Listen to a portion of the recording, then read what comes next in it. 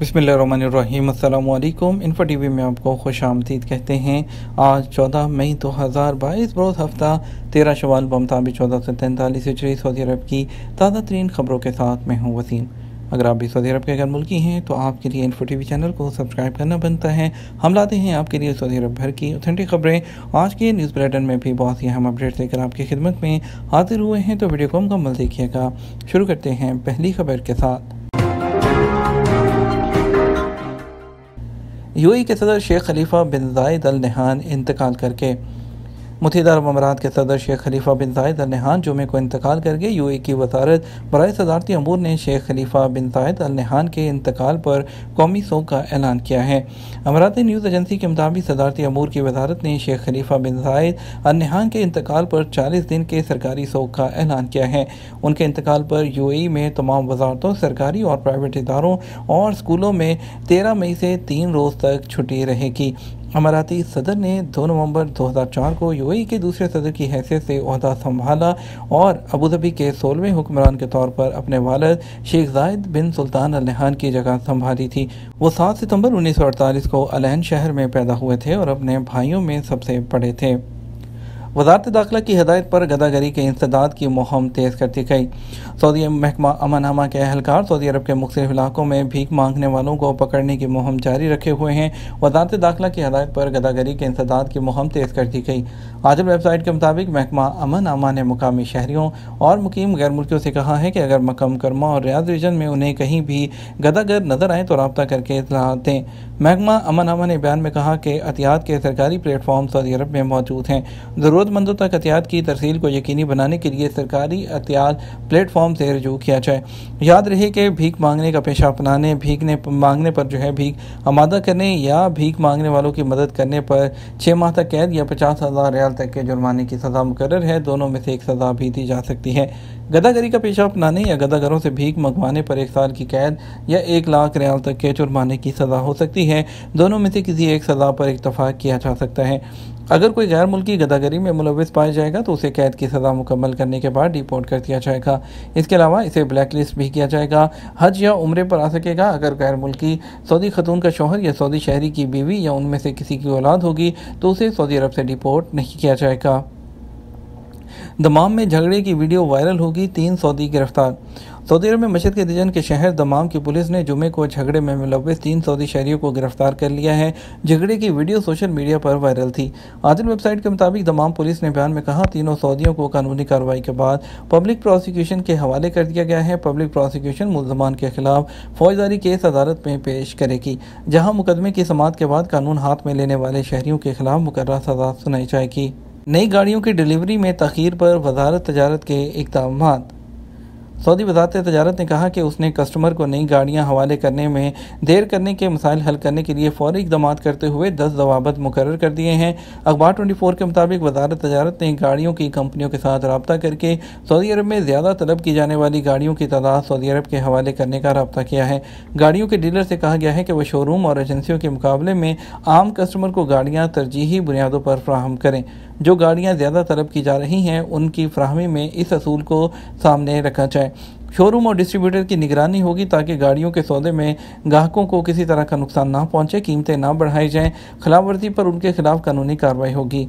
गाड़ियों के डीलर्स के यहाँ बुकिंग की फहरिस्त का निज़ाम बनाया जाए। कस्टमर को बुकिंग के हवाले से तरतीब और गाड़ियाँ फराहम की जाएँ। डीलर वजारत को हर हफ्ते गाड़ियाँ तलब करने और गाड़ियों की कीमतों की लिस्ट फराहम करेगी और ये भी बताएगी कि कौन सी गाड़ी कब सऊदी अरब पहुँची और उसे लेने वालों की तादाद कितनी है। डीलर्स पर आयद पाबंदी ये भी की गई है कि वो गाड़ियों की कीमतें, सौदे की पॉलिसी और दीगर तमाम कार्रवाइयों के बारे में शफाफ तरीका कार इख्तियार करें। कस्टमर के हवाले से पाबंदी लगाई गई है कि एक कस्टमर 1 साल के दौरान एक किस्म की गाड़ी सिर्फ बुक करा सकता है। ये पाबंदी उन गाड़ियों के लिए है जिनकी तलब ज़्यादा है। रेंट कार एजेंसियों को नई गाड़ियाँ फ़रोख्त करने पर पाबंदी लगा दी गई है ताकि महंगाई से नाजायज़ फ़ायदा ना उठाया जाए। वज़ारत तजारत और ज़कात और टैक्स कस्टम अथॉरिटी को ऑनलाइन जल्द अज जल्द मरबूत कर दिया जाए ताकि गाड़ियों के सौदे के हवाले से होने वाली तमाम सरगर्मियों का ऑनलाइन रिकॉर्ड चेक किया जा सके। कुव्वत गोया से महरूम जोड़े के फस्ख़े निकाह का मुकदमा अदालत के लिए चैलेंज। जजान रीजन में समाज से महरूम एक जोड़े के दरमियान झगड़े के बाद मामला पुलिस स्टेशन तक पहुंच गया। अलवतन अखबार की तफसीलात के मुताबिक जजान में रहने वाले कुव्वते गोयाई से महरूम एक जोड़े के दरमियान किसी बात पर झगड़ा हो गया, जिसके बाद दोनों मियाँ बीवी के दरमियान तलाक तक बात पहुँच गई। गुज़श्ता 5 माह के दौरान गूंगे मियाँ बीवी के दरमियान ये तीसरी बार झगड़ा हुआ था। तकरार के बाद शौहर ने बीवी को ज़दोकोब करके घर से निकाल दिया था। खतून ने रियाज के तवीक मोहल्ले के पुलिस स्टेशन पहुंचकर शौहर के खिलाफ रिपोर्ट दर्ज कराई। इत्तफाकी तौर पर उस वक्त रियाज में खतून का भाई जजान से आया हुआ था। पुलिस ने उनसे रब्ता किया और बहन को उनके हवाले करते हुए शौहर के घर से जाकर उनका सामान हासिल कर लिया जाए। शौहर ने 5 साल के बेटे को बीवी के हवाले करने से भी इनकार किया है, जिस पर खतून ने फसख निकाह का मुकदमा दायर कर दिया है। उन्होंने जजान वापसी के दौरान बच्चे की परवरिश का इख्तियार हासिल करने की दरख्वास्त भी दे दी है। बीवी का कहना है कि उसका शौहर वादे कर लेता है मगर पूरे नहीं करता, बच्चा बीमार रहता है, उसका इलाज नहीं कराता, मुझे तनख्वाह मिलती है तो उस पर कब्जा कर लेता है। मियाँ बीवी के दरमियान पहले मुकदमे की समाअत ऑनलाइन हुई थी। गूंगे शौहर ने वकील की मदद से मुकदमा किया था, जबकि बीवी की तर्जमानी उनके भाई ने की थी। दोनों के दरमियान मुकदमे की समाअत भी एक चैलेंज बन गई, क्योंकि जज हजरात को फरीकैन का नुक्ता नज़र सुनने और समझने के लिए इशारों की ज़ुबान जानने वाले तर्जमान की ज़रूरत पड़ी थी। एमिरेट्स एयरलाइन के खसारे में कमी होगी। एमिरेट्स एयरलाइन का सालाना खसारा गुज़श्ता साल की निस्बत 5 गुना कम होकर 1 अरब 10 करोड़ डॉलर रह गया। फ्रांसीसी खबरसार एजेंसी एफपीए के मुताबिक एमिरेट्स एयरलाइन ने जुमे को सालाना खसारे में नुमाया कमी का ऐलान किया है। 1 अरब 10 करोड़ का ये लॉस गुज़श्ता साल के मुकाबले 5 गुना कम है। उसकी वजह यह है कि अब कोरोना की वजह से सफरी पाबंदियाँ हटा दी गई हैं। एमिरेट्स ने एक बयान में कहा कि माली साल 2021-22 में मार्च से 3 अरब 90 करोड़ दिरहम का नुकसान हुआ, जबकि 91% रेवेन्यू हासिल हुआ, क्योंकि उन्होंने अपनी फ़्लाइट्स बहाल कर दी थी। जो मशरक़ वुस्ता की सबसे बड़ी एयरलाइन ने कहा कि उसे बहरान से निपटने के लिए दुबई की हुकूमत से 95 करोड़ 40 लाख डॉलर का सरमाया भी मिला। गैर मुल्की कारकुन की मैयत रवाना करने के लिए फ़ाइनल एग्ज़िट कैसे लगाया जाए। सऊदी अरब में महकमा इमिग्रेशन एंड पासपोर्ट, जिसे अरबी में जवाज़ात कहते हैं, उसमें गैर मुल्की कारकुनों के रहायशी परमिट और एग्ज़िट एंट्री और फाइनल एग्ज़िट वीज़े की तमाम कार्रवाइयाँ की जाती हैं। जवाज़ात में गैर मुल्की कारकुनों का डाटा महफूज रखा जाता है। कारकुन के फाइनल एग्ज़िट पर ही जवाज़ात में फ़ाइल क्लोज़ हो जाती है। माजी में जवाज़ात की जानब से इकामा कार्ड की सूरत में नहीं बनाया जाता था, जबकि जवाज़ात में डिजिटल सर्विस का आगाज़ हुआ है, तमाम काम आसान हो गए हैं। एक शख्स ने जवाज़ात के ट्विटर पर सवाल किया कि जवाज़ात के सिस्टम में मुतवफ़ी यानी फ़ौत होने वाले गैर मुल्की कारकुन की फ़ाइल बंद करने और मैयत उसके मुल्क रवाना करने के लिए फ़ाइनल एग्ज़िट कैसे हासिल किया जा सकता है। सवाल का जवाब देते हुए जवाज़ात का कहना था कि सऊदी महकमा सिविल अफेयर, जिसे अहवाल अल मदीना कहते हैं, उसमें फ़ौत होने वाले कारकुन के बारे में इतला दी जाए, जहाँ से डेथ सर्टिफिकेट जारी किया जाता है।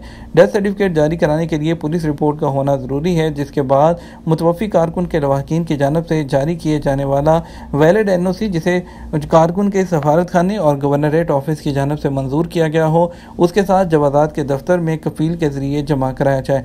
ये कार्रवाई मुकम्मल करने के लिए उसकी मैयत को मुंतकिल करने के अखराजात के हवाले से इंश्योरेंस डॉक्यूमेंट होना भी ज़रूरी है, जिसमें मैयत ले जाने के अखराजात की वजाहत की गई हो, जिसके बाद ही जवाज़ात में मुतवफ़ी कारकुन की फ़ाइल हमेशा के लिए बंद कर दी जाती है। ख्याल रहे, गैर मुल्की कारकुन की मौत की सूरत में कफ़ील के ज़िम्मे होता है कि वह जवाज़ात को इसके बारे में इतला दे ताकि फ़ाइल क्लोज़ की जा सके। जब तक जवाज़ात को इस बारे में इतला नहीं दी जाती, तब तक फ़ाइल बंद नहीं होती। इकामा की फ़ीस का सिस्टम भी जारी रहता है, इसलिए मुतवफ़ी कारकुन के बारे में बर वक्त इतला देने से फ़ाइल वो क्लोज़ करने के बाद इकामा और लेबर कार्ड की फ़ीस रोक दी जाती है। जवाज़ात से एक शख्स ने दरियाफ्त किया, इकामा में कारकुन की फ़ोटो अपडेट करने के लिए कार्रवाई अबशर के ज़रिए हो सकती है या नहीं। सवाल के जवाब में जवाज़ात का कहना था कि इकामा में गैर मुल्की कारकुन की फ़ोटो तब्दील करने के लिए लाजमी है कि उसके पासपोर्ट में नई फ़ोटो लगी हो। पासपोर्ट में फ़ोटो तब्दील होने और कारकुन के चेहरे में अमली तौर पर नुमाया तब्दीली होने पर नई फ़ोटो इकामा में तब्दील कराई जा सकती है। इकामा में जो तस्वीर है तब्दील कराने के लिए अबशर प्लेटफॉर्म के ज़रिए अपॉइंटमेंट हासिल करके जवाज़ात के दफ्तर में कारकुन का पासपोर्ट फ्राहम किया जाए, जिस पर नई तस्वीर लगी है। साथ ही पुराना कैंसिल शुदा पासपोर्ट भी पेश किया जाए। सऊदी अरब के मुख्तलिफ ट्रांजेक्शन के मुताबिक आज के रियाल के रेट के बारे में बात करते हैं। पाकिस्तान के लिए आज दे रहा है फौरी बैंक 50 रुपये 50 पैसे, STC पे दे रहा है 50 रुपये 70 पैसे, तहवील अलराजी दे रहा है 50 रुपये 75 पैसे, वेस्टर्न यूनियन दे रहा है 50 रुपये 85 पैसे, मनीग्राम दे रहा है 50 रुपये 80 पैसे, टेली मनी दे रहा है 50 रुपये 95 पैसे। और इंडिया की बात करते हैं तो फौरी बैंक 20 रुपये 20 पैसे, इंजाज बैंक 20 रुपये 22 पैसे, एचटीसी पे 20 रुपये 29 पैसे, तहवील राजी 20 रुपये 23 पैसे, वेस्टर्न यूनियन 20 रुपये 37 पैसे, मनीग्राम 20 रुपये 32 पैसे दे रहा है। फौरी बैंक बांग्लादेश के लिए 23 टका 85 पैसा, एसटीसी पे 24 टका 40 पैसा, तहवील राजी 24 टका 20 पैसा, टेलीमनी 23 टका 85 पैसा, वेस्टर्न यूनियन 24 टका 50 पैसा और मनीग्राम 24 टका 42 पैसा दे रहा है। ये था हमारा अब तक का न्यूज़ बुलेटिन। आप मज़ीद खबरों के लिए शाम 6 बजे का न्यूज़ बुलेटिन देखिएगा। इसके साथ हम आपसे इजाज़त चाहेंगे। वीडियो को लाइक और शेयर कीजिएगा। आपके कीमती वक्त का शुक्रिया। अपना ख्याल रखिएगा। अस्सलामु अलैकुम।